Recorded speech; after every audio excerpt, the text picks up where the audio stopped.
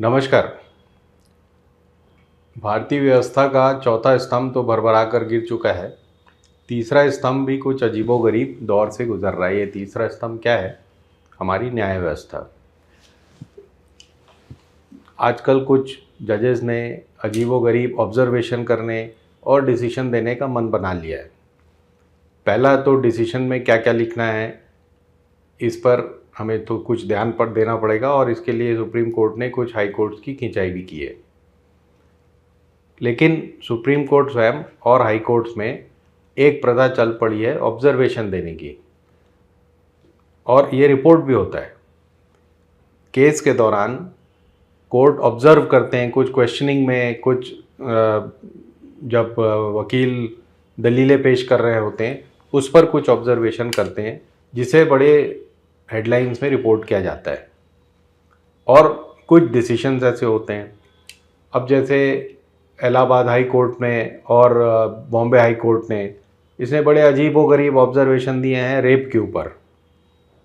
कुछ लोगों ने डिवोर्स के ऊपर दिए हैं। ये रेप के ऊपर जो ऑब्जर्वेशन आपको मालूम ही होंगे कि महिला ने खुद ही अपने आप को पेश किया था, कम कपड़े पहनकर या ऐसी स्थिति में डालकर, मतलब महिला पर दोषारोपण। और इसको कैसे रेप माना जा सकता है जब किसी के कपड़े ही नहीं उतारे गए? तो इस तरह के ऑब्जर्वेशन देना कानूनन भी गलत है और इसकी ज़रूरत भी क्या है। अब ऑब्जर्वेशन पे आप आइए। कल सुप्रीम कोर्ट ने ऑब्जर्व किया कि भाई, मतलब वक्फ वाले केस में, कि भाई क्या हिंदू भी जिस तरह से वक्फ के पार्ट हो रहे हैं, क्या मुसलमान भी हिंदू संस्थानों के धार्मिक संस्थानों में उसकी जो मैनेजिंग कमेटी है उसमें रह सकते हैं क्या? अब ये बड़ी गहराई से इसे रिपोर्ट किया गया है सारे न्यूज़पेपर्स में कि सुप्रीम कोर्ट ने ऐसा कहा है। अभी उस पर कोई डिसीजन नहीं हुआ है।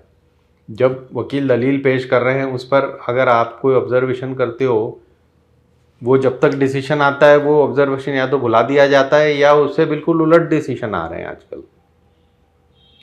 जैसे जब कमलनाथ की सरकार गिरी थी तो माननीय श्री चंद्रचूड़ जी ने बहुत सारे ऑब्जर्वेशन दिए थे कि डेमोक्रेसी की ऐसा हो जाएगा, वैसा हो जाएगा। और आपको याद होगा तो कोविड के दौरान ये केस लिए गए थे, जबकि 2 महीने का लॉकडाउन लगना था, लेकिन उसे सिर्फ आगे इसलिए शिफ्ट कर दिया गया था कि सिंधिया महाराज अपनी टीम लेकर और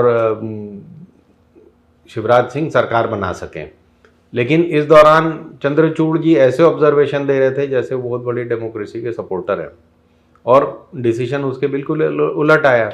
उसी तरह बॉम्बे में भी, यानी महाराष्ट्र की असेंबली में भी इसी तरह का डिसीजन आया था, जबकि बाद में अपने ही ऑब्जर्वेशन में सुप्रीम कोर्ट ने कह दिया कि भाई अब तो ये this thing is deed is done, अब वो हो चुका, गलत ही हो गया तो अब क्या करें। अरे तो भाई 1.5 साल में आपने ऐसी सरकार आने दी शिंदे की कि डेमोक्रेसी फिर जाए भाड़ में। तो ये ऑब्जर्वेशन की प्रथा या तो रिपोर्ट ना हो या समाप्त की जाए।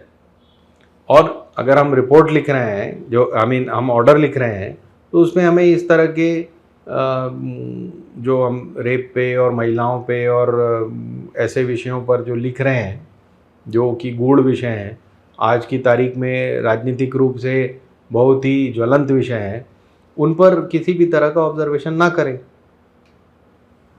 तो कोर्ट्स को भी सोचना होगा कि उनके कुछ भी कहने का कितना बड़ा असर पड़ता है, कितनी बड़ी हेडलाइंस बनती हैं, कितनी जनता उस पर विश्वास कर लेती है। तीसरी बात और एक आप समझ लें, हर केस को हम अलग ही ढंग से ट्रीट करते रहते हैं। उसी तरह के केस को प्रेसिडेंट हम मानते ही नहीं नीचे।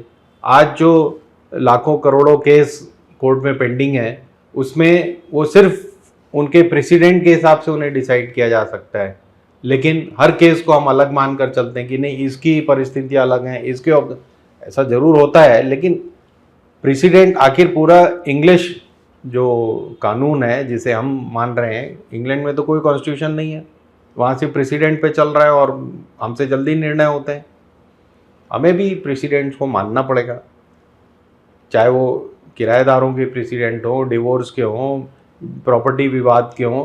प्रेसिडेंट में अगर इसी तरह के केस या इससे मिलते जुलते केस में कुछ निर्णय आए हैं तो उसे नीचे तक के कोर्ट्स को लागू करना होगा, उससे डिस्पोजल जल्दी होगा।